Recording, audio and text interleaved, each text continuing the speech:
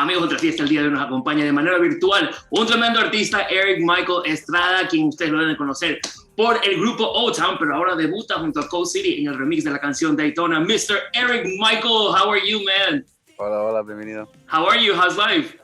Dope, man. It's good, it's good. Like we were just talking about off camera, you know, health is wealth, and I feel good.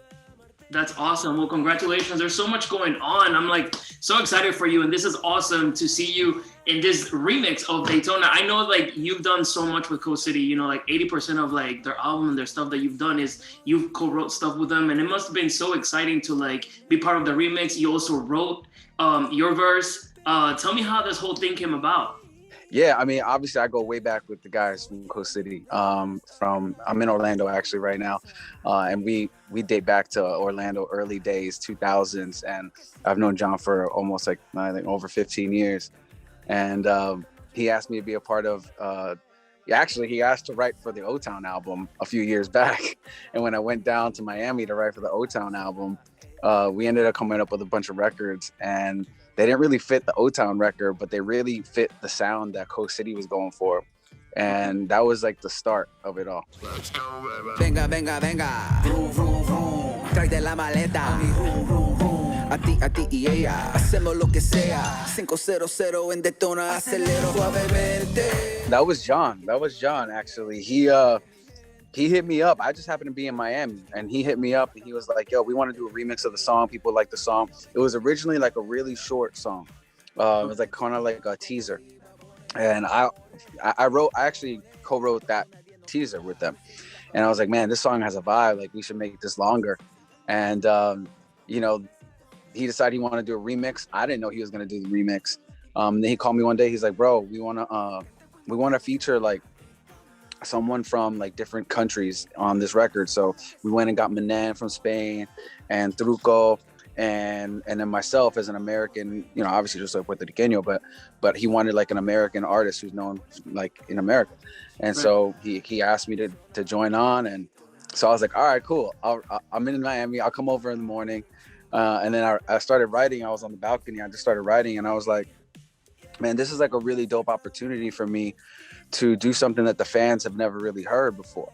Like I've always wanted to sing in Spanish, but never really had the opportunity. I've written in Spanish for COASTCITY, but never like performed. Right. And then, and so when he asked me to write it, I think naturally he thought I was gonna write it in English. Okay. And when I showed up to the studio, I was like, yo, I got something, but I wrote it in Spanish because the fans never hear me sing Spanish. So I just wanted to change it up. And he was like, all right, let's hear it. I laid it out. He was like, yo, that's dope. Let's go. And so we did it like in an hour. Was it like obviously challenging? Like I know you write in Spanish, but sometimes I think like for me, English is my second language. So to me, writing is always easy, but sometimes when you speak, it's like harder. How challenging was, because you know, you write in Spanish, but like how challenging was to actually perform this or like sing this?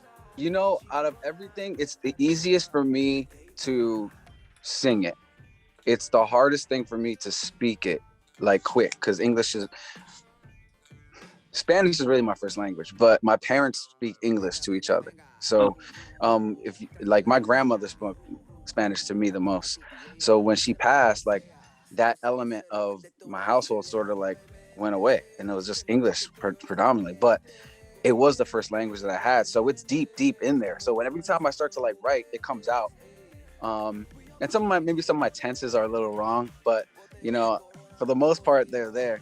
And then, and so, yeah, it's difficult for me to speak it because like, I'm so used to recalling quick, like English words quicker, but, you know, John is like the king of like bringing that out. Like, that's the thing about John. John works for everybody. He did the Christina Aguilera album. Yeah. He did all the vocals for that, you know, giving her that sense of security to, you know, sing in Spanish. Like, so Christina Aguilera obviously is Latina, but, you know, John was there to help her with that. And so when I came in and I had it all written out, he was like, yo, this is dope. This just needs like a little tweak here, a little tweak there. And yeah, it was pretty easy. And now that you've done it, I mean, obviously you just told me that this is something you wanted to do. Does this open the door for more Spanish songs coming our way? And now maybe just you by yourself? Yeah, bro. I would love it. You know, obviously, like, I'm still in the group. I'm still in OTOWN. I still tour with the guys. We still do a lot of stuff.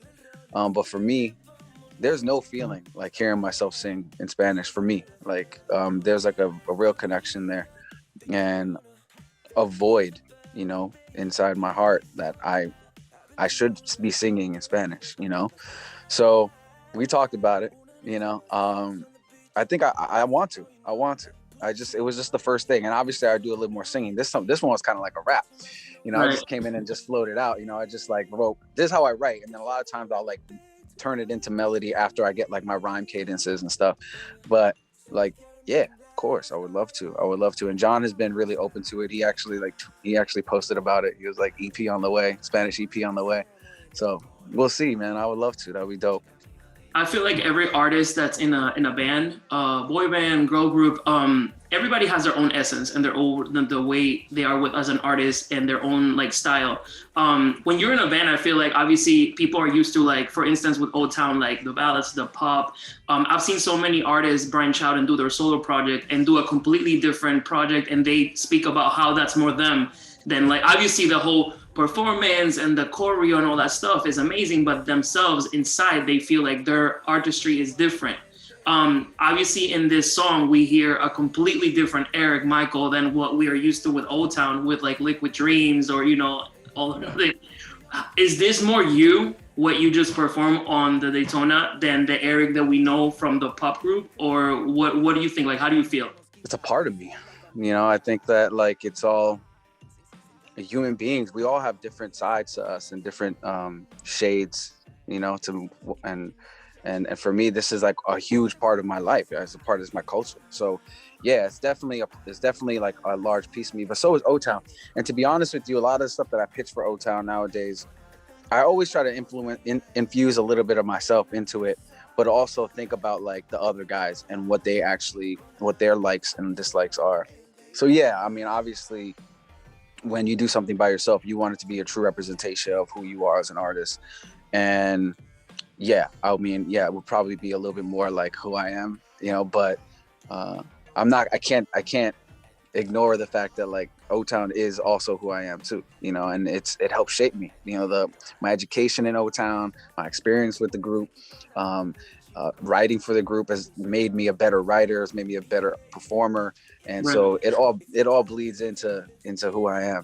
If you could put like the EP, and obviously I don't want to go ahead and like put you in the spot, but if you could do like a solo EP in Spanish, what are some of the ingredients, or what do you think the sound will be? Will there be a lot of like ballads? Will it be pop, more urban? Like how do you see yourself in like a solo Spanish record? Well, there's no way that I couldn't sing a ballad, because I think my fans want me to sing ballads. You know, that's just what they want to hear from me.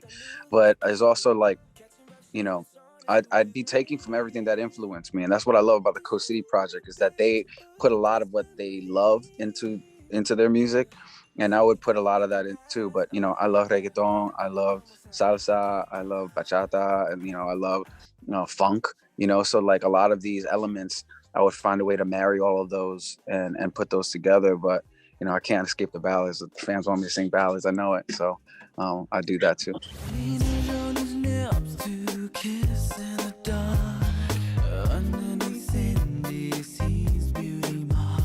I was like doing my research, of course, on Instagram, Twitter. There is so many Erik-Michael girl accounts. Do you creep on those accounts? Do you go and check out what your fans are posting? There's like so many edits and caption. Like, do you go on that? Do you check out that? Yeah. I gotta be honest. Like, I'm not a huge Instagram person. Like, I don't go on as much and I don't post as much as I probably should. But every time I go on, I'll have like all these mentions, and there'll be like all these collages of my face and all these, and I'm just such a normal person. Like, to me, like, that's just like crazy to me that like they admire what I do with the group so much that they do this, and it's humbling. Like I know of it, and I'm so happy and I'm so thankful for them. And I don't know, like a few years back when we decided we were going to do the group again, I had to ask myself, do people really want to hear us? Do people really care? Right. It was a social media campaign to bring you guys back. I actually sat with you in the group when you guys did the show in Miami at the Magic City Casino. And it was because of the fans that you know, but so I guess like social media is also good, because then you know how much people really want you guys back. So that's awesome. But so then you don't really check like fan pages and stuff? Pretend like, what I see them. I see them because they always post, they always tag me. So it's like, if whenever I go on, it would just be like a list of all of these.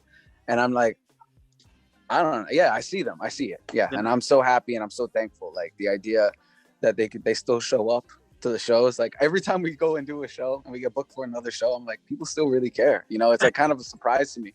You know, I'm a lot older now than when I first started. But bro, the you idea look that the same. It looks like you don't age. That's another common comment about you. Like you like don't age. It's the Latino genes, right? This is how we are.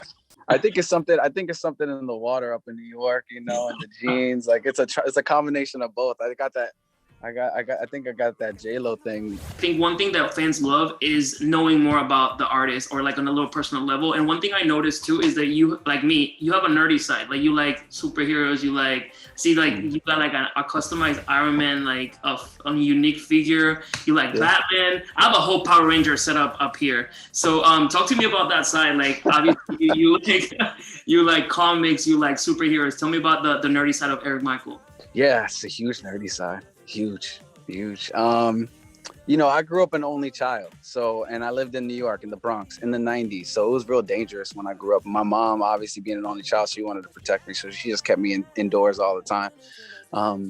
And so, you know, I developed a love for like comic books and figures. And, you know, I'm a writer. Like aside from songwriting, I'm a writer, you know, and I've written screenplays and obviously like come up with concepts and pitch shows and stuff for network television. But that all started from my geek side, you know, because I would read these comic books. And if you read a comic book, it's basically like, you know, storyboard, you know, like it's just storyboard, you know, it's just like colorful storyboard. So it was that mixed with like this world that, you know, just get lost in my imagination. And then I would get my figures and create these like massive stories all around my room and be this massive epic tales all the time. And you know, that was the start of my imagination, and that's kind of like led into everything else that I've done creatively, you know. And yeah, I just watched Boba Fett the other day. I was like, oh my god, bro! Like Star Wars, you know, Marvel comics. You know, I collect a lot of baseball cards and like the sports card trading market, so I do a lot of that. I think at the end of the day too, it's like it's about community. So one of the things I love about the geek community is that it really is tight. You know, that people really, you know, like yourself, like we gravitate towards people who love the same stuff and get to talk about it and the theories and like, you know, like our favorite characters and him versus him and that sort of community has always been something that I loved and has always embraced me and so yeah, I'm a huge geek, bro. Huge. So I'm sure when you do conventions, like, you know, you take your time to also go geek out around because you go do different cons and stuff. That's amazing. Now, since we talk about superheroes and you obviously know the boys very well from OTOWN, if you guys could each one be a superhero, which superhero will you assign to each member? All right, that's a good one. Well, I think Dan would be a superhero that exists already, right? Right, yeah. Okay. So I would put Trevor as like the Hulk, because he just like his energy is so big, you know, his energy is like so big, and he works out all the time, so he's getting that muscles. I'll put Jacob as Thor. You know, he comes from, you know, a big family, and he's just as equally as powerful as a lot of the other guys, but he just has like his own vibe. Plus, you know, I know he likes Vikings. And then Dan would be, Dan's interesting. Dan's an interesting one. I think Dan would be like Mr. Fantastic from the Fantastic Four, probably. He's just like a smart dude. And then, yeah, for me, I don't even know, bro. I don't even know. I don't see myself as a superhero as much as I see myself as a Jedi. Oh, okay, all right. So there will be the exception to the rule. You'll be a Jedi with like your sword and everything. Lightsaber, not a sword. Lightsaber. Yeah.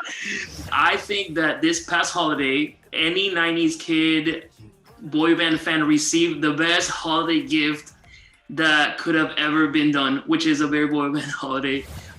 Which I know you were behind that project, and I think it was an amazing idea because it already happened.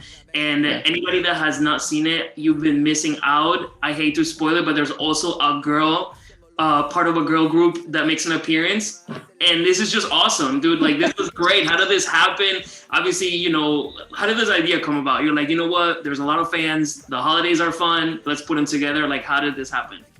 I have a really good friend. Her name is Helen Bromfiel. She's my partner now. And her and I we've worked on so many projects in the past, and we were trying so hard to get like certain things moving. And I like had this concept, and I literally was in the middle of another production meeting for this other movie that I produced. And I like was in the middle of this meeting and was like, I got like this idea, and I'm like, bro, let's stick a pin in this. I got to go do something. And she lived like legitimately like 3 blocks away from where that was. So I walked over to her place. I was like, hey, are you free? Can I come over? And she's like, yeah. I came over there, and I just pitched her the idea, and I was like, yo, this would be like the perfect marriage, you know, like, and it really came from a couple of things. One, I wanted the guys in my band to do a Christmas album, which we still haven't done. And so I was like, if we're not going to do a Christmas album, I think like Christmas and boy bands is a perfect match, right? Like if you're a singer when you're younger, you're always performing during the holidays. Always. Like every holiday I can remember, I was performing and singing Christmas songs, whether it's in church, in la iglesia, or if it's at school. Like there's all sorts of, we're always performing, right? So it just seemed like the perfect mix. And I was just like, let's see if we could do this. She had a really great relationship with an executive over at ABC, and I was like, let's see if we can get this done. And you know, that was in 2019, and then obviously the pandemic hit, and we had to stick a pin in that. And then 2021 came around, and they wanted it. So, you know, I was just happy that I could be a part of it. I know like everyone's schedule was off, so it was hard to get all the guys that we wanted. And I know a lot of people were like bummed because certain big boy band members weren't in the show. I think it was perfect. Whoever was there needed to be there, and you guys made an amazing show, and I don't think you needed anybody else. I mean, it could be something where maybe every year you have a boy band holiday and you include other people that haven't in the year before, but I think you guys did awesome, and it was like everybody did their own thing, you know, the songs, the singing, you know, it was so, honestly, and I'm in Florida, but you know, it looked very cozy and cold, so you know, like I was like feeling it, you know, because we don't really get, yeah, for sure. I had a scarf, a hoodie, a blanket, you know, sweating probably, but no, it was like keeping like myself cold just watching you guys. No, but it was great, man. And there's a particular part of the show that I really liked, and that goes to my next question, which is when Joey gives Chris old merch from NSYNC. Yeah. Have you gifted OTOWN merch to people? Have I gifted any? Yeah. I've never given it as a gift, but I do get requests for it all the time. So from different people, and they get so happy when they get it. So like, I love being able to give people like OTOWN merch. We try to come up with different merch all the time, so the merch is always changing. But yeah, I've gifted it. I've gifted it before. Mm-hmm. And back then there was like pencils, notebooks. Do you rock all that too, or not? Yeah, I mean, I got some of those. at the crib, but like. You still do? We don't make any of that anymore. Yeah, I still have like, you know, I have like little bits and pieces from that. I think all the guys sort of kept some of those in, you know, in the vault. Nice. What was your favorite part of the Very Boy Band holiday? What was like your favorite part to do? What your favorite part to perform? Well, for me, as somebody as a creator and someone who took an idea to see it to fruition, there's no better feeling than that payoff of seeing like a vision that you had in your head, and actually like now all of a sudden like hundreds of people are, you know, have a job, and you know there's a big stage set up and all that stuff. So that was number one. And then I think two was like being able to sing with like icons, you know, like being able to like, there was a moment when we were singing this Christmas that I'm like in between Bobby Brown on my right side, and I got Sean Stockman from Boyz II Men on my other side, and on this other side of him is like Joey from NSYNC, you know. So it was just like the idea of us singing together hadn't really been done before on TV. So the idea that like this came from a creative thought, and then it's here, and then on top of that, it's this iconic moment where like all these groups are together. That was the time I was all business until I was actually singing that song, and I was like, dang, I looked around and I had a moment to myself where I was like, this is really dope. Dude, I was all business too. until Sporty Spice came out. I started screaming in my living room, like, what? I was all business. I was really feeling every song. And then I saw that. I'm like, what the beep? Like, I think it was awesome to add that. Like, and I just spoiled it to anybody. But if you haven't seen it, it's already like February. So I'm sorry. And it's all over social media. So I don't feel bad spoiling this to anybody that's about to watch it. But it's amazing. And thank you. In the name of everybody who follows you guys and that loves boy band and pop culture, this was a great gift. And I hope there's more surprises coming in the next holidays, you know? You guys are watching Ultra Fiesta, and I need you guys to check out Daytona Remix, COASTCITY, myself, Menen, Truco. Dale. We gonna party tonight in Daytona tonight. We gonna party tonight in Daytona tonight.